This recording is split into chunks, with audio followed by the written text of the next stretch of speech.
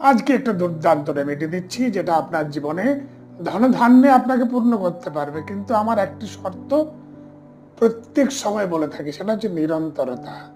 আপনি নিরন্তরতা মেনটেন না করলে পরে এই রেমেডিগুলো ম্যাল নিউট্রিশিয়াস হয়ে যায়, এদের মধ্যে দম থাকে না। কি করবেন আপনি? প্রতিদিন নিয়ম করে গাইকে আপনি সবুজ চারা দিন। প্রতিদিন যদি না পাচ্ছেন, তাহলে বুধবার আর শুক্রবার করে দিন। 2 কেজি করে আলু বুধবার শুক্রবার আপনি, আর না পারলে শুধু শুক্রবার দিন। আর প্রতি শুক্রবার ছোট ছোট বালক, এদিকে কেতু সমান বা বৃদ্ধ মানুষ শনি সমান, তাদেরকে রসগোল্লা দিন, 16টি রসগোল্লা। এই কাজটি যদি আপনি নিরন্তর ভাবে করেন, আপনার জীবনে যে কত বাধা বিপত্তি দূর হয়ে যাবে। I can take charge.